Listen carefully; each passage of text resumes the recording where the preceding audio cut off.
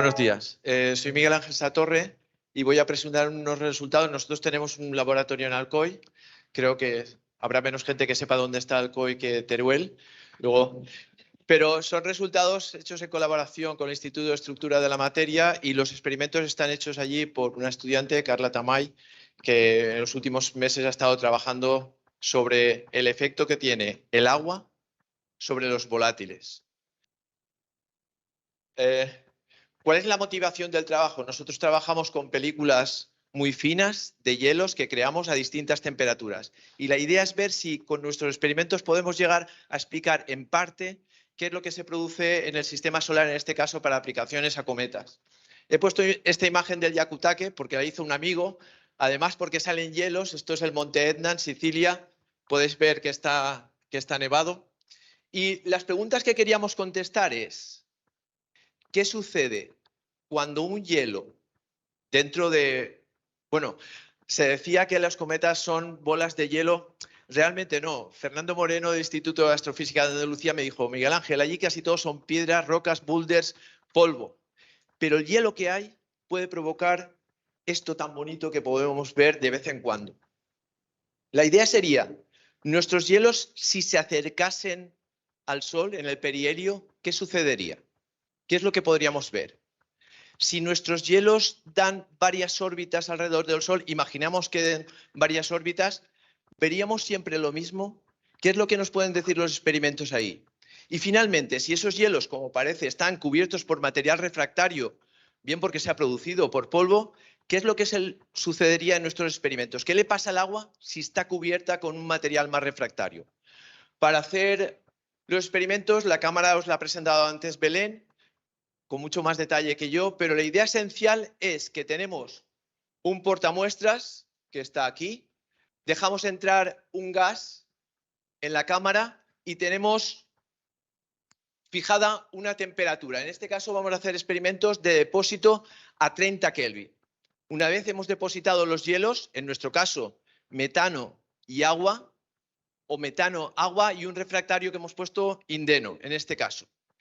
La idea es calentar ahora simulando lo que pasaría si llega el cometa en una órbita alrededor del Sol. Para ello, el portamuestras lo podemos calentar en distintas velocidades. Para estos experimentos nosotros escogimos 1 Kelvin por minuto o 5 Kelvin por minuto para no ir demasiado deprisa. Tampoco demasiado lento porque el tiempo en el laboratorio se alarga mucho.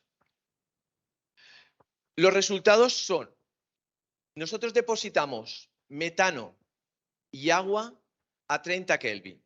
Y lo hacemos depositando primero metano y después agua, o bien codepositando a la vez, para comparar si hay diferencias entre una capa de metano más profunda cubierta con agua o si, por el contrario, se parece a codepositar los dos hielos a la vez. Los resultados que muestro aquí son de un espectrómetro de masas. Lo que veis es cuando calentamos, el material sale y es detectado por el espectrómetro de masas. Aquí tenéis la temperatura, depósito a 30 Kelvin y vamos calentando progresivamente.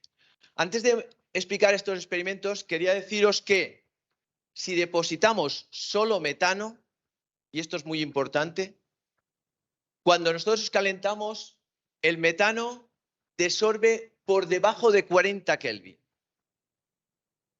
Sin embargo, cuando nosotros ponemos metano y agua encima, el agua es capaz de atrapar el metano que está sublimando y dejarlo entrapolado dentro del agua. Tenemos un primer pico que sucede, que sucede entre 40 y 70 Kelvin. Veis que no hay señal de agua, luego el agua no está desorbiendo. Pero entre 40 y 70 Kelvin, el agua depositada a 30 Kelvin, que es amorfa, pasa de alta densidad a baja densidad, justo en ese intervalo. Ese cambio estructural importante del agua impulsa al metano y lo saca fuera de la estructura del agua. Después tenemos una emisión continua hasta que sobre 140 Kelvin se produce el paso de agua amorfa a agua cúbica, agua cristalina. Y ese paso es el más importante para la eyección de volátiles. Pensad que si no estuviese el agua, el metano hubiese sublimado por debajo de 40 Kelvin.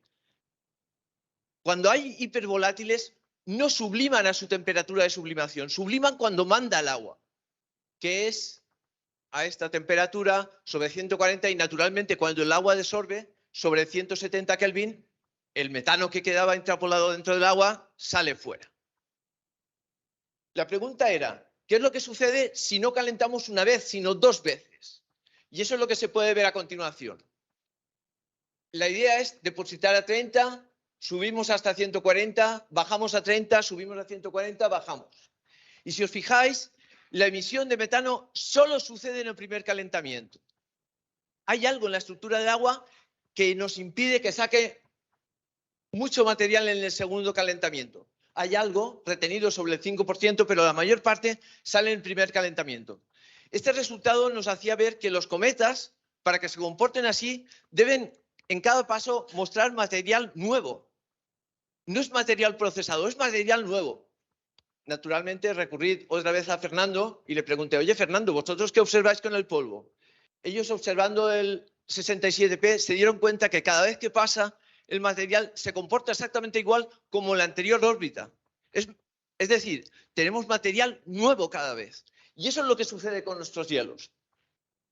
Finalmente, queremos saber qué es lo que sucede si ponemos un refractario, polvo, lo que queráis, que tenga una temperatura de sublimación por encima de la del agua. Y como podéis observar, la temperatura a la cual sublima, conforme aumenta la capa, va desplazándose a mayor temperatura. Para el primer pico, pero no para el segundo. Cuando sublima el agua, el metano por cristalización del agua, este pico no se modifica dependiendo de la... no se modifica con el espesor de la capa. Bueno, y finalmente todo esto que estáis viendo, lo que queríamos hacer ver es que la sublimación de volátiles depende de la estructura del agua. No están solos y si están aislados, cuando atraviesan el agua, que es el componente principal, quedan atrapados en ella. Para ver los cambios estructurales del agua se hicieron unos espectros infrarrojos y podéis ver en azul la evolución. Esta es agua amorfa, es ancha, no tiene picos y al aumentar la temperatura desde 30, 40, 50, 60, etcétera, veis que hay unos cambios importantes en la estructura que pasa de ser más ancha a más estrecha, indicando que se van ordenando las moléculas. Pero la cristalización solo ocurre a partir de aquí. Esto es hasta 70 Kelvin. La estructura parece que se queda fija sobre esa temperatura y cuando llega a 132, 136 Kelvin evoluciona porque cristaliza. Ese es el motivo más importante de expulsión de hipervolátiles. Pero después lo que sucede es que si nosotros enfriamos, son las curvas rojas, se ve que hay un desplazamiento del pico hacia vuestra derecha. Sin embargo, al volver a calentar, no se desplaza más hacia la derecha, vuelve hacia la izquierda. Es un cambio totalmente reversible. Lo que se está viendo en azul son cambios irreversibles que provocan la expulsión fundamental de hipervolátiles. Da igual metano, podríamos hacerlo con CO, con nitrógeno, se comportan de la misma manera.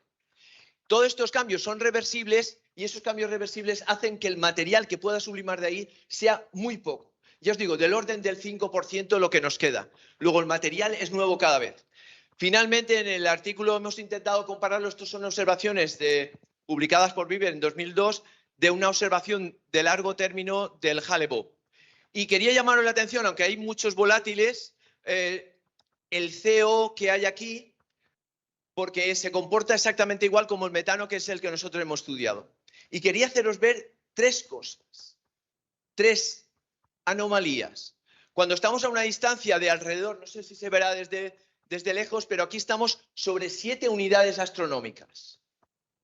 Uno podría pensar que más lejos, menos tendría que tener este comportamiento. Sin embargo, veis que ahí se produce un primer pico que es anómalo. Uno esperaría que sublimase menos a menor temperatura.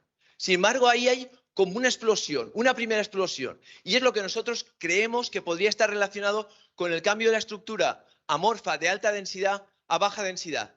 Pensamos que se ha formado en agua amorfa, es decir, en el exterior, y ha venido hacia el interior del sistema solar. Porque si el agua se deposita a 70 Kelvin, este efecto no se ve. Sin embargo, aquí se puede apreciar ese primer hombro que significaría una expulsión mayor de los hipervolátiles.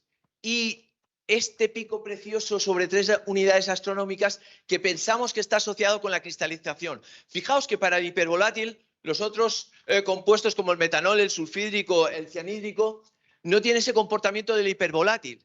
Fijaos que hay un pico y se llega a ver el descenso. Está pasando de 3 unidades astronómicas a 2, a 1 con algo. Sin embargo, el pico se produce a 3. Eso pensamos que es la cristalización. Ha llegado a una temperatura donde la estructura del agua impulsa esos hipervolátiles al exterior y llega a caer. A pesar de que se acerca más el cometa, el pico del agua que ven en los puntos negros está creciendo. Sin embargo, el del hipervolátil decrece. Ha pasado ese pico de cristalización y no volverá a ser importante hasta que esté sublimando fundamentalmente el agua que naturalmente arrastra el metano. Bueno, pues esto es lo que quería hacer ver, que hay 3 picos. Cuando el agua es amorfa de alta a baja densidad, primer pico, la cristalización, segundo pico, y la codesorción, el tercer pico. Que el metano, el monóxido de carbono, el nitrógeno, seguirán sublimando entre picos a una velocidad muchísimo menor. También que en cada ciclo los experimentos con hielos coinciden con lo que se ha observado para el polvo, que cada vez el material es nuevo, se expone como por primera vez. Después que una corteza refractaria, que podría ser polvo, que podría ser metano procesado. Antes cuando decíais, parece que, no sé si era José Luis, que mostraba que como que había un cerco que podría ser material que había salido del interior. El metano cuando se produce refractarios, que podría ser este tipo de refractarios los que impiden que salga a la temperatura que esperamos el metano o el nitrógeno y salgan un poquitín más tarde. Y finalmente que esperamos que los resultados tengan algo de aplicabilidad realmente a los cometas. Muchísimas gracias.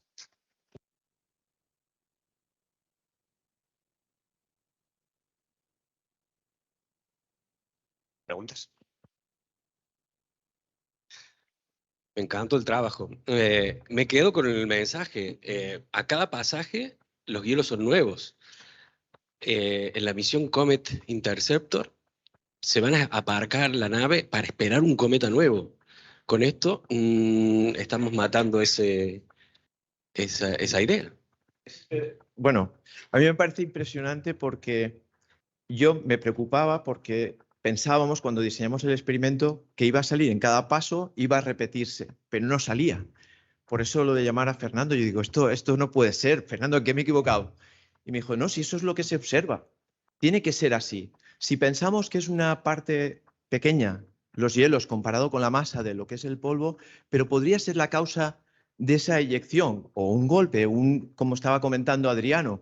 Pero el estar en los hielos ahí, que vayan transformándose al eyectarse, las capas interiores quedan de nuevo en exposición, llegarán a temperaturas y volverá a producirse. Al menos eso es lo que parece que dicen los experimentos. Por lo tanto, vale la pena esperar un cometa nuevo.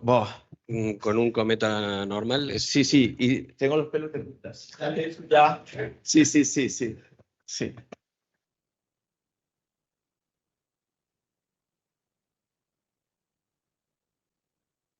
Hola, felicidades por el trabajo y por la buena exposición que has hecho, que para gente como yo que no trabajamos con cometas, pues me ha quedado bastante claro, gracias.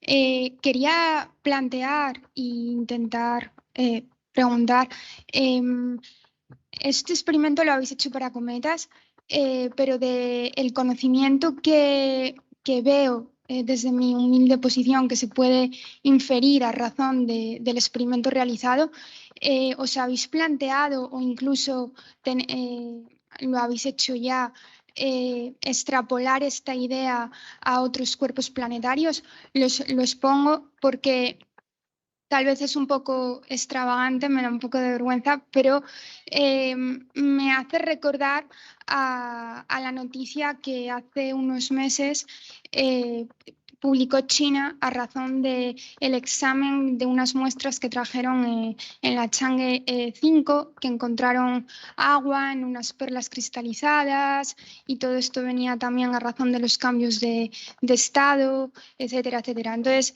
el experimento en sí mismo me ha transmitido un método de rastrear y conseguir agua en otros cuerpos planetarios.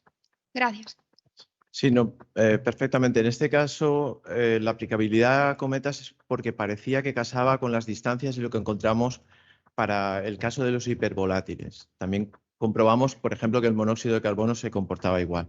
Como tú dices, tienes razón. Yo al principio, cuando ha hablado José Luis de Quirón, tenía la esperanza de que dijese que eso que está eyectando material podría ser que estos cuerpos que vienen del exterior y están aparcados un poco más allá de Júpiter o de ese orden, poco a poco vaya procesando el material, y lo que hemos visto en el cometa para 7 unidades astronómicas, con el tiempo esos cuerpos puedan llegar a producir eso y el material de dentro sería el que eyectaría. Eso es lo que nosotros pensamos que se podría aplicar a más cuerpos. Esto era intentar llevar los experimentos a una aplicación, y en este caso es que parecía que estaba ahí. Pero sí, desde luego, es muy buena idea aplicarlo a otros cuerpos. Muchas gracias.